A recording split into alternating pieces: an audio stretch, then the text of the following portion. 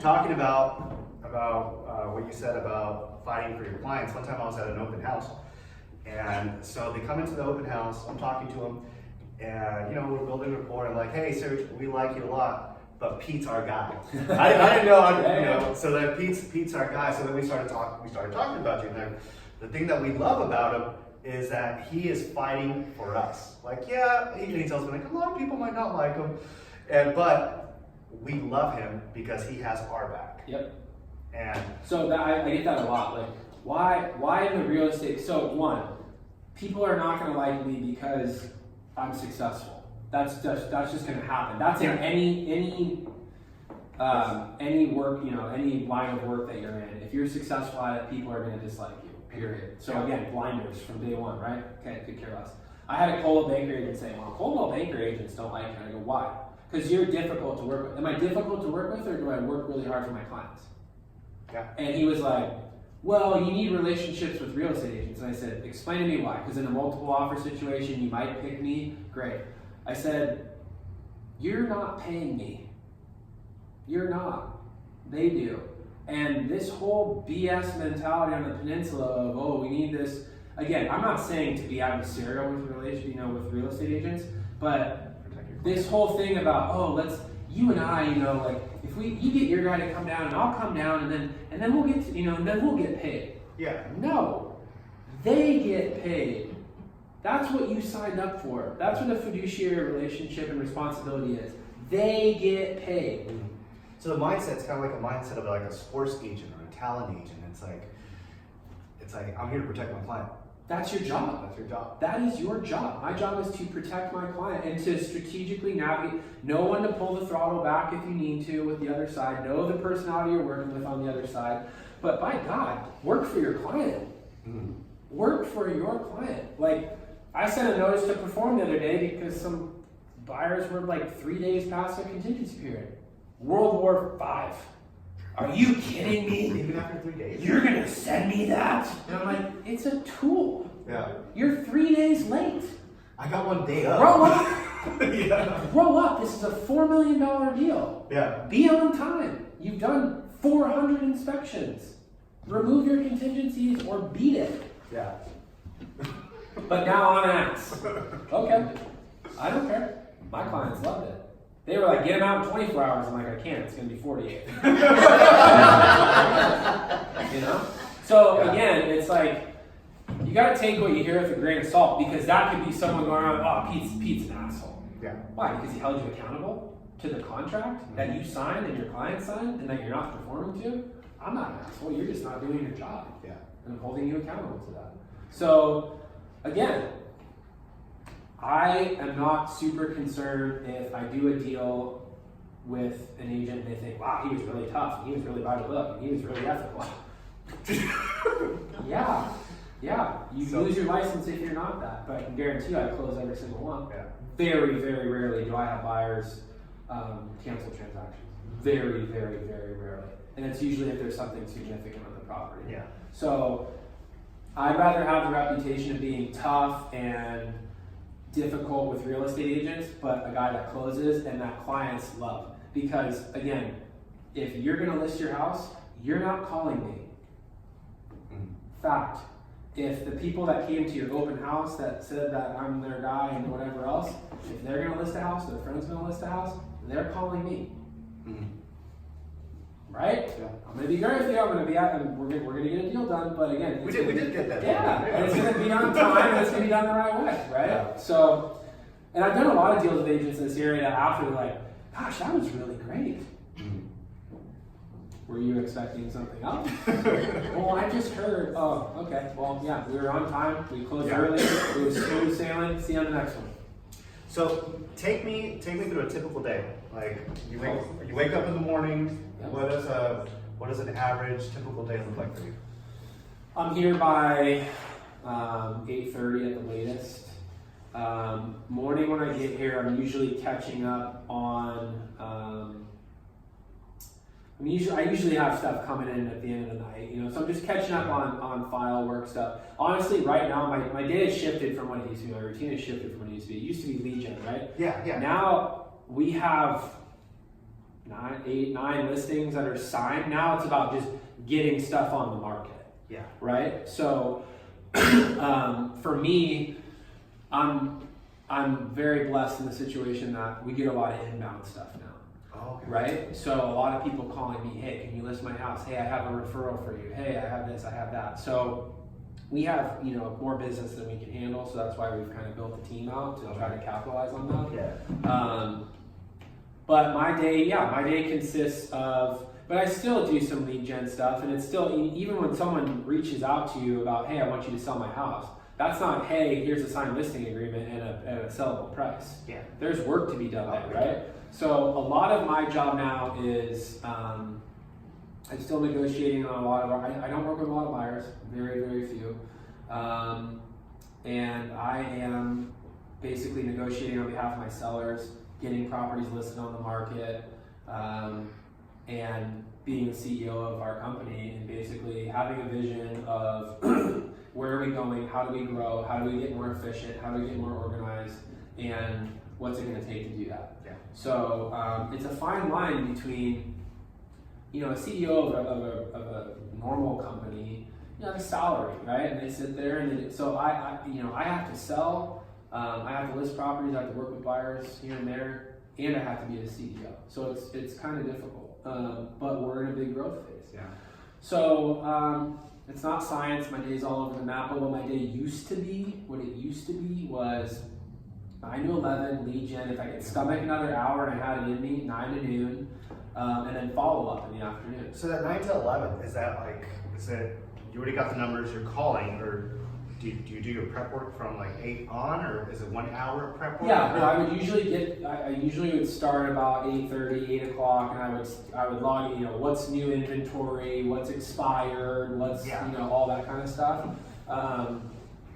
And then, I'll plan an attack. Like, who am I calling today? Why am I calling them? Am I going through my database? Am I going through new lead stuff? And that's the other thing I think too, people need to diversify. Like, have a plan with how you're going to lead gen that day. How are you going to network that day? Is it going to be, is it going to be through Facebook and messaging people directly? Is it going to be calling expireds and cancels? Is it going to be calling your sphere? And I think by mixing it up, it makes it a little less daunting. Mm-hmm. And it's like, okay, Monday's database day, and Tuesday's expires day, and Wednesday's this day. It makes the monotony a little bit easier to handle. And then, like I said, you get to a point where you've got a lot of follow-up, right? So then it's follow-up in the afternoon. That was my routine. Mm-hmm. That's what it was. It was 9 to 11, uninterrupted, no email. That's one thing. Don't open your damn email. Do not have your email open. You will get distracted. Do not have anything else open. You are doing one thing and just focus. See if you can really do it for 2 hours. Yeah. People say, I lead gen for 2 hours. Like, no, you didn't. You made 4 calls. You talked to somebody that went like decently and it was warm. Then you went and got coffee. And then you talked about how excited you were that you made a decent connection. And then you made a few more phone calls and then you quit because you made one decent connection. Yeah. Come on. I used to wake up, when I first started, and go to bed with a pit in my stomach, pissed off if I didn't sell a house that day, or get a listing. Every day. It was like, get a listing, sell a house, get a listing, sell a house, get a listing, sell a house. And I still do that. I still have that sense of urgency, right? And if you lose that, then you're never going to be great at it, and that's that competitive nature. So the other question I got is, what's your favorite part about the job? Competing. It's the best part. I love winning. I love winning. I hate losing more than I like winning. Yeah. So I win, so I don't lose. That's what I love about it. I love it. So, okay, the other thing too, we're talking about, so you have like a lot of rebuttals. You have like a lot of rebuttals, like as we were talking. How big was script play with you? Huge. I used to not believe in it because people would call me from whatever, telemarketers or whatever, with crappy scripts. Yeah. And I'd be like, God, that girl sounds like an idiot. Like, I'm not gonna do that. Yeah. And then I'd have a call that was going well, I felt was going well, and then purple. Objection. And it was like, I'll get back to you on that. Right? Yeah. So that's when I started kind of investigating into scripts, and I watched a video. Real Geeks did a video with Jeff Quinton. He's out of New Jersey, KW. Yeah. Mega team, top producer, and it's an hour and a half video. I think it's on YouTube, and it goes through their lead gen, and it shows them with scripts, tab, and they're literally talking to someone that's a FISBO or an expired, and they're going through the expired scripts, and then the person on the phone's like, yeah, I think I'm just gonna sell it on my own. Right in the middle of the conversation, straight to a FISBO script. Boom, boom, boom, boom, boom. And then back to the expired script. Boom. And they were a well-oiled machine. Yeah. And that was the first time an example that I've ever seen where someone had used scripts effectively, where it was smooth, easy, natural. And so that's when I started like paying attention to scripts and objections. And so we actually do a program every morning at sales training. Very expensive, but the guy, his name's Grant Cardone. And he's got a ton of good stuff in there about scripts and how to communicate with someone and how to handle an objection properly. And it's something that you can always get better at. Yeah. Always get better at. And the way you get better at it is by doing it. So if you have a fear of being hung up, I mean, I've had everything said to me under the sun on the phone, and I just make light of it. And it's like I've had literally some guy, Tom, call me. Great, I'll call you next Friday at 2. and I just like, you know, because I'm like, I might as well get my money's worth, right? Like, but you have to, at least for me, I should say you have to, but I learned by doing, right? And I say there's a lot of people in our office. I mean, no offense, but. And this isn't to like toot my horn, but I mean, I sell a ton. We're gonna do 100 million plus this year. We're gonna sell a ton of. There are 4 agents in here. Mm-hmm. 5 agents. Like what? Like you have to invest in getting better. I listen to. There is no shame in listening to someone or learning from someone that does it differently than you do or does it better than you do, and that's what I continuously do. I continuously re-educate. Like I'm a big Ryan Serhant fan. You brought up $1 million. Love that guy, man. Love that guy. Mm-hmm. And when you get to the top, this was like in my baseball career and this, the people at the top have an abundance mindset, right? I'm 4 years in this business. Ask me how many deals I've done with Tim Allen. And we've done near, well over $500 million worth of business in the last 4 years, and we've never done a deal together. Yeah. And this place is small. There is abundance here. And so when you start to understand that, and when you embrace that, it's going to open you up to a whole new world of education, and it's going to allow you to get better. Well, it's one of the things that you said. It's like, I'm pretty sure when I started out, I mean, I called up everybody. I would call Pat Matt, I would call Ben Beasley, I would call whoever would pick up the phone and answer my questions. Like, hey, I don't know how to do this, help me out, what can I do? Like, you really have to be proactive. Yep. And going back on the practice, I mean, if you take anyone here, throw them a basketball, get them at the 3-point line and be like, shoot it. Yeah. They're not gonna make it. Yeah. Chances are they're not gonna make it on that first try, but you put them on a training schedule, we put them on a regimen, right. Sooner or later they're gonna be sinking threes. Right. It's kind of like, I know it's kind of a little bit off topic, but I talked to Pete about hitting home runs. I was like, hey, how do I hit home runs? I'm just a guy that hits singles. And it's like, okay, if you do your Russian twist, go ahead and work out, do deadlifts, do squats, do all this stuff. Buy a heavier bat. Now I'm hitting it towards the fences. I haven't hit the home run yet, I'm close. but it's asking. It's being willing, it's willing.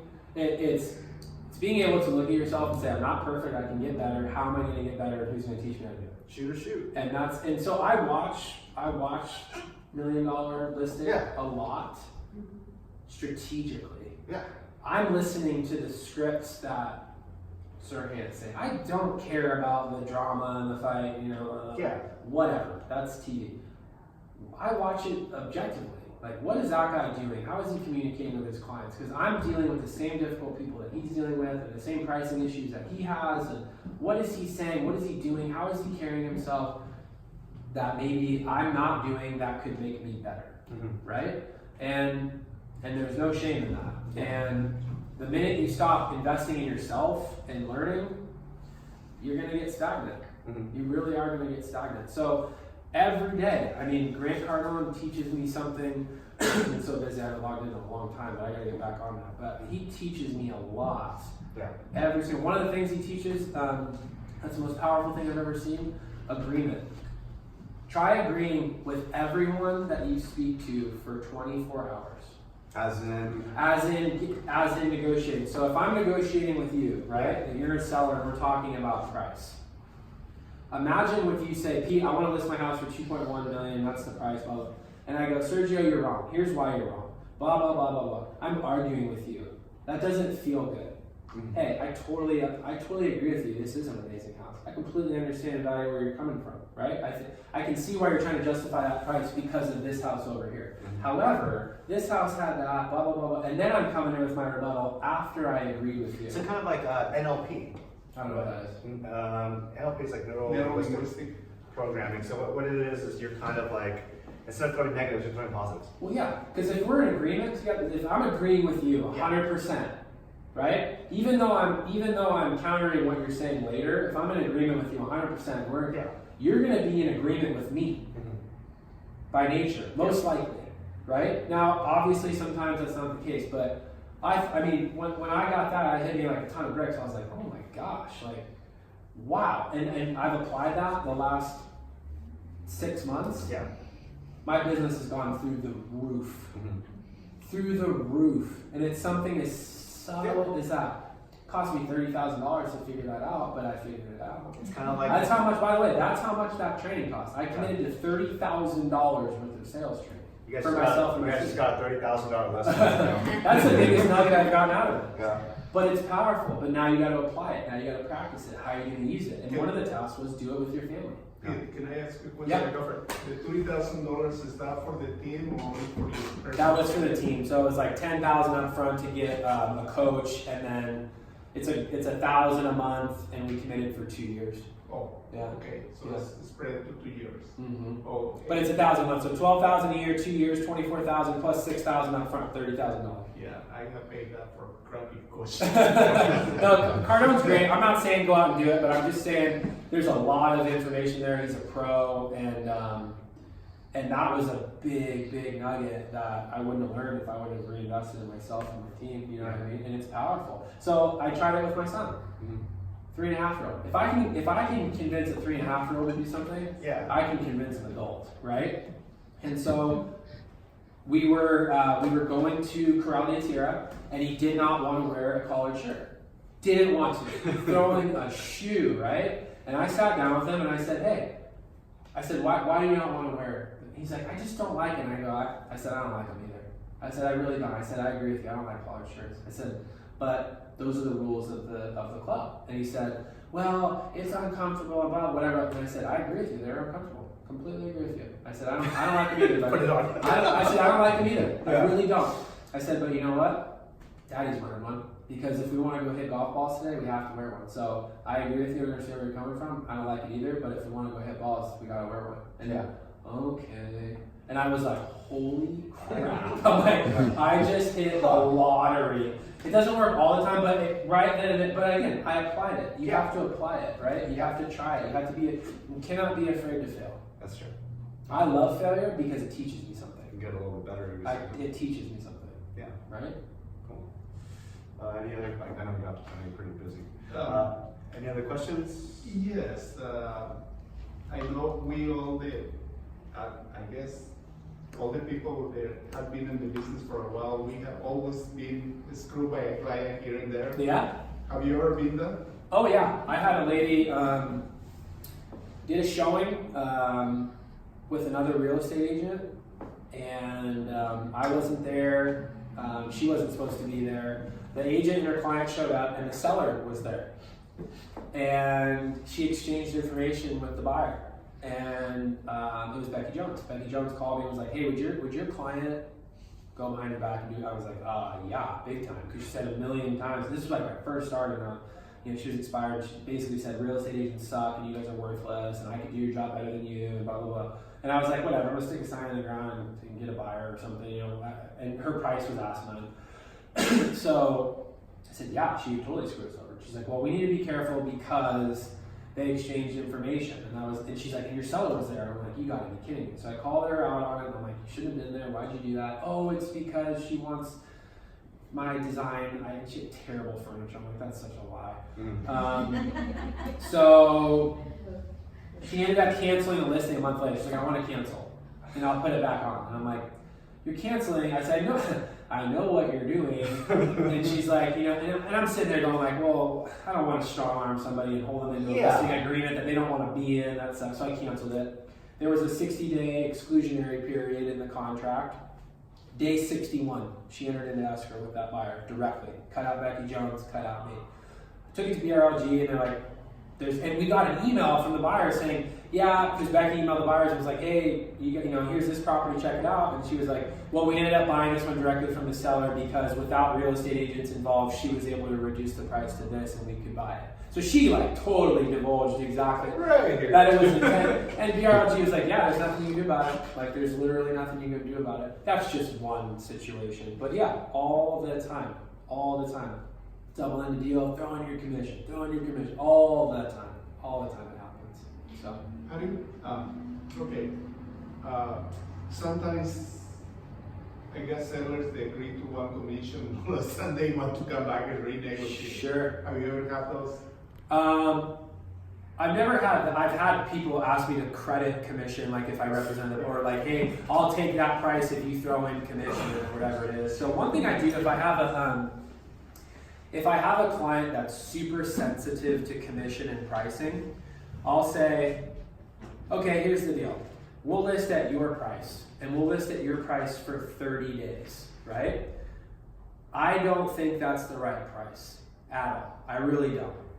So we'll do a sliding scale on commission, right? So basically I will say, if we go below this price, I will reduce to 4%. And if it goes below that, I'll reduce to 3%, but I'll still offer 2.5% out to the other side. But I incentivize them, and it makes them trust me that, hey, if I can't get that number, which I know I can get, and I know that's the value of your home, I will take a hit every, half a point every 100,000 or whatever it might be. And if they're adamant about listing at a certain price, then I'll say, fine, 6% commission at that price. And in 30 days, if it's not sold, we reduce to my price, and the commission changes to 5. That's kind of how I combat people with that. And that usually works pretty well. So I've had a lot of success with that, where I'm like, yeah, all right, fine, I'll throw money back in the pot if I don't perform at where I'm telling you I'm going to perform at. But yeah, all the time, because everyone, you sign a seller settlement statement, $40,000, and they're like, there's a lot that goes into that, right? Like 40 grand. I'm like, yeah, I've just been sitting here for 90 days, it's a tough thing in our industry, and yeah, you gotta be able to stand up for yourself and fight for it a lot, and it happens a lot. Yeah. I wish it didn't, but it does. Yeah, it happens to me on one of the properties that I'm supposedly listing in Salinas. She agrees to 6%. All of a sudden she said, "Oh, my niece or my nephew, whatever." They say, "We want to list it for 5%." I said, "Oh, okay. Yeah. Okay, well." Another one I do is 5.5%. I'll do that a lot, and I'll offer out 2.5% and keep 3 on my side. Or if they're like, hey, I want to incentivize the buyer's agents big time, offer out 3 and keep 2.5. Right? So 5.5 is a powerful thing too.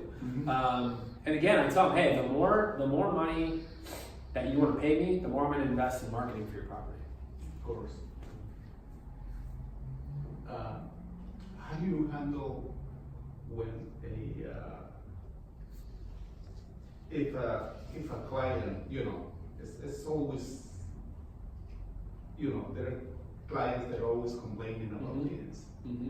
And let's suppose you show them, where is what you're gonna do for your property, and things are not going your way. Yeah. And they say, hey, you're not performing, so Yeah. I wanna cancel or I wanna Right. this. Right. So how do you handle that? So Brad from my team tells me, he tells me this, and he tells it to our team too. He goes, Pete has the property sold before he takes the listing, meaning that I get it at a price I know it's going to sell at. So I never put myself in a situation, I try not to put myself in a situation where pricing is going to be an issue. Now, for me, the super luxury stuff, it's not a science, it's not very dated. They're all unique, they're all different. That's a challenging market to play in without real comps. It's like Seaside Island. It's like, that's that model, and here's what the last two sold for, and we can push the envelope 5%. Bang, done, right? But Pebble Beach, custom $6 million build. How do you comp that? So I do have that situation where, I've had a couple canceled listings before. So to answer your question, if a client wants to cancel a listing, I put it in all my listing agreements. Client may cancel at any time for any reason.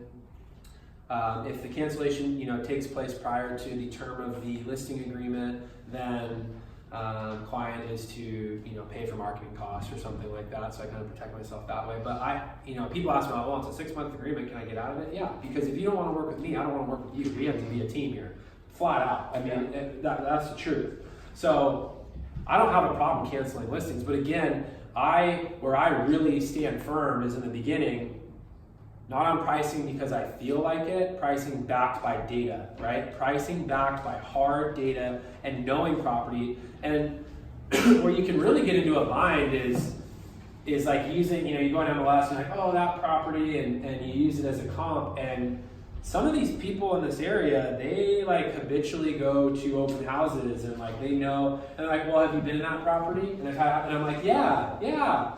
And they're like, oh, cool, what about that? This guy did this to me one time. What about that 5th bedroom or that weird detached unit in the back? And I was like, yeah, that thing was janky or whatever. And he was like, there is no detached unit in the back. And I was like, got me. And so from that day forward, again, failure, opportunity. That day forward, I was like, I'm gonna know this inventory. So when I do a CMA for a property, I approach it like an appraiser.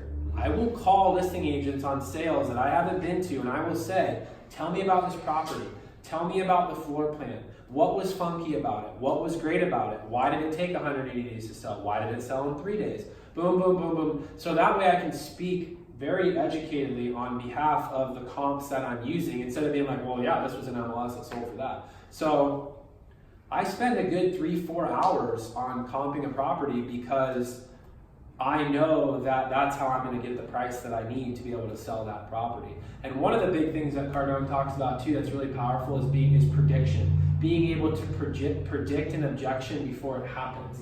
Being like, going to the appointment, I know this guy wants $2 million and I know 1,895 is the price, and so when I bring that up, he's going to object. And I already have it handled. Yeah. I already have it handled.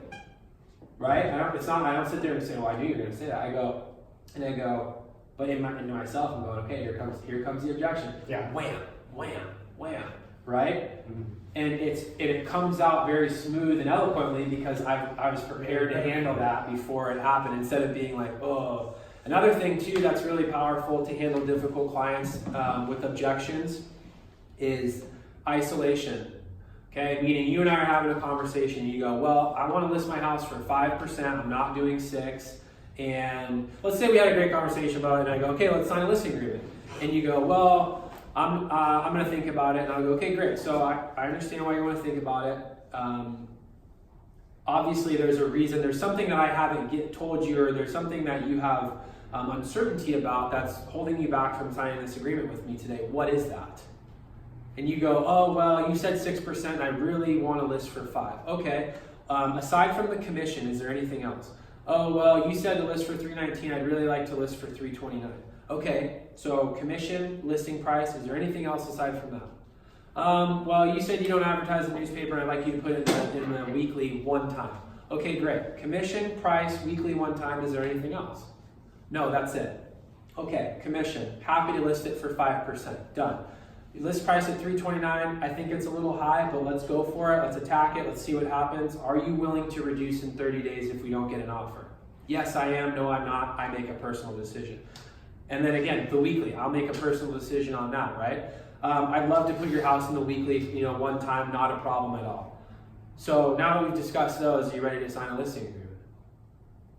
And you might say, well, yeah, if you'll do it at 5%, $329, throw my house in the paper, I'll do it. Or you might say, well, not yet, and I'm going to ask you again.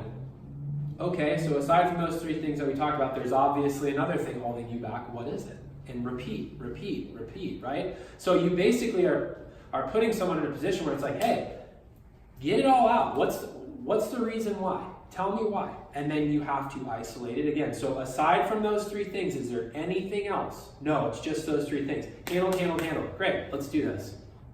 Oh no. Oh, so there is something else. And again, you have to be able to pry and dig, because Cardone calls the first things RDRs, reactionary defense responses. They're just immediate objections that people just inherently have. But they're not the true objection. You got to dig to find the true objection, isolate, handle. So I would say try that with your difficult clients. Hey, just ask them. What is the problem? What's holding you back? Yeah. Is that it? Oh no, there's this. Great. Is that it? No, there's this. Okay. Aside from no, it's just those three things. Boom, done. And then if they don't sign, then they're folded. Or you keep digging until you find out the real reason. Do you ever get this question? I get this a lot. It always pisses me off. Do you ever get buyers asking you what kind of trees are outside, or like? Yeah. Do you actually take the time to find out, or? Yeah, or just know. I don't know crap about trees. Or just know it. Yeah. So is that? Hell yeah. Think about it. The more time you say to a buyer, at least in the world that I'm playing in, you're getting people that are coming from out of the area that are very wealthy, this and that, and you get one shot at them. Someone that can buy a $5 million house here can buy a $5 million house anywhere. They have options, right? Yeah. So when they say, oh, that's a cool looking tree, I've never seen that before. Oh, what is that? Oh, I don't know. I'll get back to you on that. Yeah. Well, that's usually my response. It's like, dude, why would I trust you? Yeah, because I don't know anything. But you should know that we have trees. You should, right? You should know what kind of wood that fence is made out of. You should know what the soil is in the area. The more you know, bam, immediately, the more credibility you have, the more trust you get instantaneously. That's the answer. So now, okay. Yeah, I really wanted to know that. What are the three trees on the peninsula that are most protected that you can't take out? Oak tree, I'm guessing was one of them. What, right? And that's all I know. Pine, cypress. Because they're Wow. native. Yeah. Right? That's important. Imagine showing a $5 million house with 5 trees in front of it and saying, yeah, those can come out. And wrong, right? Yeah. Or being able to confidently say, yeah, that's a holly tree, that's a Japanese maple, that's a whatever, those are not native, you can absolutely take those out, and they're on your property line because the boundaries are here. I know it seems like an insignificant question, but that answer just really blew my mind. It blew my eyes and like, hey, I need to know this. That's a very significant question. Yeah. Right? You need to know this area. Yeah. Weather climate's huge. I can instantly place a buyer with where they need to be off weather. Yeah. Instantly. What kind of weather do you like? Well, I don't. And you'd be amazed how many people are like, I don't like sun. I like it sunny and no wind. Then you want to be in Carmel Valley. 68 is too windy. Okay. Depending on how high you live up on 68 or the grade, or boots, right? Yeah. So you can instantly pigeonhole someone. Carmel Valley or 68. 68 is going to have a little bit more wind. Here's the difference in pricing. Here's what you're going to get in lots. The further out the valley you go, the cheaper it gets. But whatever, right? You got to know that stuff. Yeah. And you got to know it like that. Because it's instant credibility. Yeah, because that tree stuff, I mean, throughout my whole career, just really learned, it's like, but. Learn construction. Yeah. Take the time, right? Because again, how many times you walk through a house and someone's like, oh, okay, is that a structural wall? Yeah. Right? No, yeah. It's like, oh, let me get back to you on that. That's a good question. I will tell you, you look and sound like an idiot when you say that. Oh, no, and, sure. and they're instantly like, I had a very prominent agent walk through a property that I was selling, and she told her clients, yeah, you could easily vault this ceiling, and it only costs you 20 grand. And I was like, no, you can't. Oh yeah, my husband's a contractor, and I go, why don't we go? I said, there's a different ridge line here. I said, this room runs into a different ridge line. I said, so how do you learn all this stuff? Like, look at the roof. It's pitched this way, that way, and it's pitched this way, the other way. You can't vault that. You can vault it this way. Yeah. But when it's vaulted this way and you hit another ridge line and the beam, the structural beam, the ridge is running this way, you can't vault it that way. That's a problem. I got to take construction class. I don't even And know she literally told these people, no problem, 30 grand. I'm like, big problem, 200 grand. Yeah. See, because for me, I would have answered back like, oh, that's a good question. Let me contact my contracting guy. Because and that's a better answer than being ignorant and spouting off that you can do something. Like, yeah, but again, how much more value do you provide when you know the answer? Exactly. Yeah. Right? But that blew my mind, because imagine if those people bought that and then they came out there and they were like, yeah, that's a big problem. Yeah. It's a big problem. I've had it happen multiple times. I show all my listings. $1 million and above, I show all my listings. I think you need to show luxury to sell luxury. Very important. Yeah. And I can't tell you how many times I've had people contact me after a showing. They'll count, oh, can I have your flyer? Because they know my information on it. And again, I go, you know what, that's your client. They're the procuring cause. I'm not, numerous times. Yeah. I had a client text me, no, not client. I had a guy text me in front of the agent that brought him to the listing right there. Hey, you're awesome. You really know your stuff. Can I shoot you a text? I want you to have I'd like to, right in front of the agent that brought him there. So it's kind of just like. And I was just like, this is awkward. But again, that's what I feel is a separator, right? Everything. So when you put it all together, market knowledge, knowledge of trees, knowledge of construction, dressed to the nines. You start putting this package together. It's like, I want to work with that person. Yeah. Right? So, again, that's why I keep striving to get better and better and better, because there's always something that I can learn. Always. And it's just going to help you get more business. Yes? I got a question. I know your market is kind of unique. Uh-huh. So you go and visit every single property that come up on the market, or? I do not go on tour. I don't. I don't have time to do it, unfortunately. But what I will do is, like, if I have a client that's like, oh, I'm coming in from out of town, what do you think about? I'll go preview it, right? So I will go tour specifically properties that my clients are looking at, so that I'm well aware of what's going on with that. But no, I don't go on tour and spend. I think tour.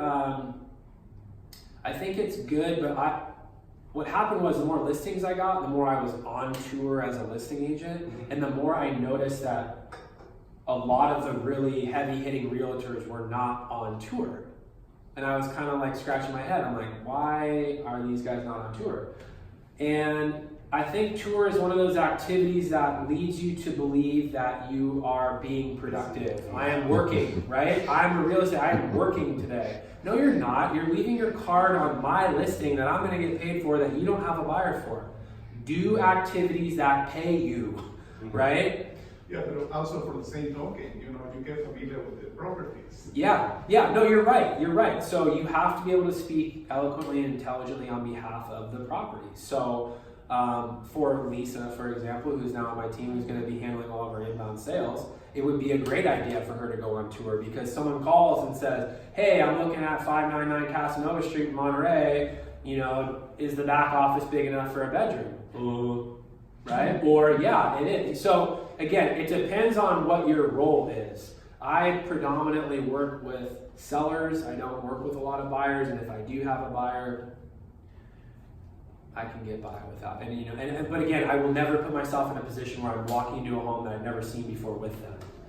Or if I am in that position, I will open the door and I'll say, hey, everything's, you guys have at it. I'll go kick some lights on, but you guys go ahead and do your thing. And if you have questions, let me know.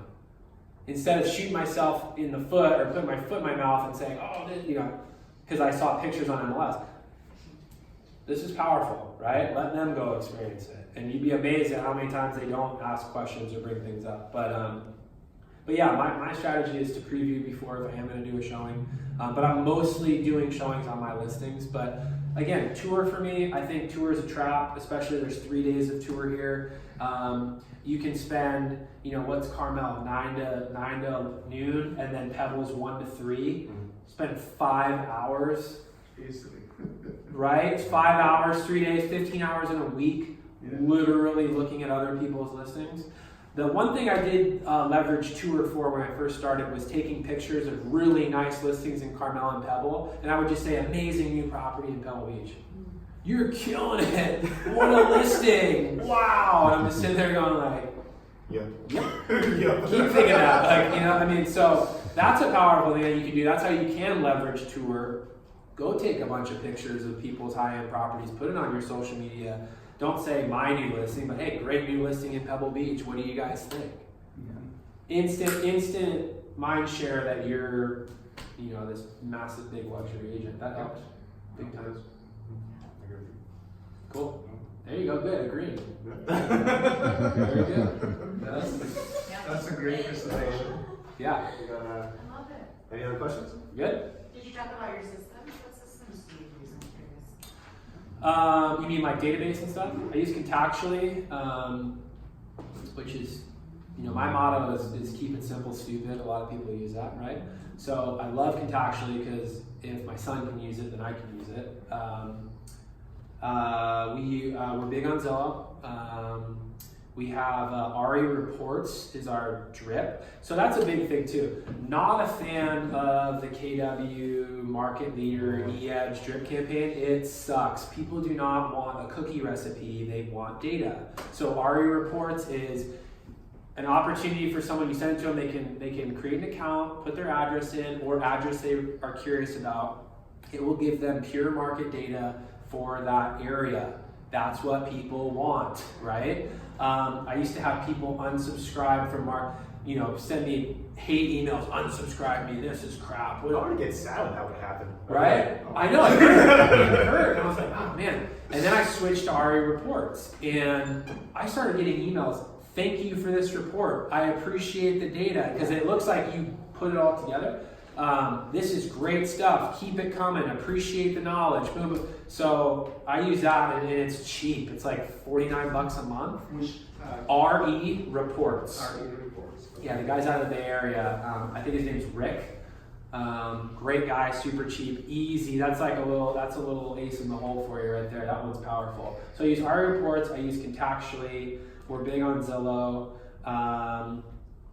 I have a website, but a website's a billboard. You're never going to be able to compete SEO-wise with Redfin, Trulia, Zillow. You're just never going to get to page 1 of Google. So let me ask you this. So you got your personal website besides the Keller Williams? I don't use the Keller Williams website. Yeah, I use Roya as the website company that I use. It's like $60 a month. It was $1,000 to build it, but it's super nice.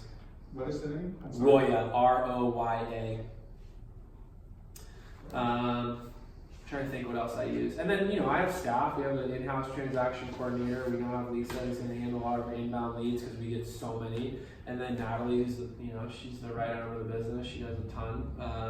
So I have help. I have support. So that's definitely part of my system as well. And then the 4 agents on the team, they're part of the system too.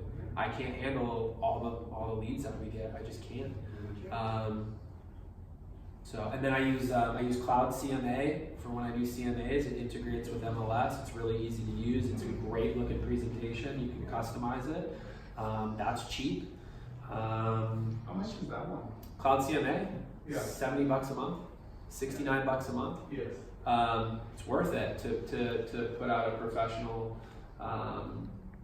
presentation like that. I use Corefact for just listed, just sold. So I love that. So when someone logs into Corefact, we hand deliver a CMA within 48 hours on their doorstep. They're logging in to find out what the value of their home is. We have a cover letter, we do a CMA, it goes into a report card, it goes into a custom folder with their business card, with a flyer. The more information. So I had a showing today, people flew in to look at one of my listings. I brought them the MLS printout, I brought them a full CMA with Cloud CMA and a book cover report. I brought them the trifold pamphlet that we use about our team and who we are. I had my business card in there in our folder, and then I also brought a pen. We have pens, so it's a full folder. They can make notes there. Pen, business card, folder, data, comps, MLS input, floor plans, and then the property flyer. And then I sold the house across the street, so I put that property flyer in there too. Oh, nice. Here you go. Yeah. Right? Most people, what do you do for show up? Like, I mean, do the math. It's a $2.7 million listing. They want to write an offer through me. That's 120 G's. Yeah. Wake up. Be valuable. Yeah. Show up. Give them something that's worth. I mean, earn your worth. Yeah. Right? And that's where a lot of people fall short. It's like, it's better to have too much than nothing. Yes, sir. Absolutely. It's like, golly, show up prepared. Be prepared. And that comes from my sports background. If I prepared, I competed well. If I didn't prepare, I got my butt kicked. Mm-hmm. You do that enough, you learn to prepare. And it gives you confidence. How much more confident are you when you spend an hour pulling data, pulling information, knowing what you're talking about with a plan, and you've gone to all that effort, and now you're going to have the energy and enthusiasm to crush it. Yeah. Huge. Mm-hmm. Huge. Anything else? Do you think that driving a fancy car is Yeah. important for your business? Or? Big time. Yeah. Go sell a $6 million house in Pebble Beach in a Honda. I know that. No, because, okay, to make this story short, when I started the business on the 90s, I bought a brand new Cadillac. It helped me a lot. So, And what it does for me too is, I'm not saying do this, but this is a Von Cano thing. Go spend a bunch of money because it's going to put your foot on the gas to replace it. And he's kind of right, in sales, like he's kind of right. You make a big purchase, you got to replace it. It's going to make you want to hunt, So that was my thing with the first, luxury car I bought. I was like, well, I just spent a lot of money. I got to replace this thing. Maserati, right? Yeah. Yeah. So, anyways, that was that. Well, Pete, thank you for going overtime. Yeah. Thank You guys you. are welcome. Yeah.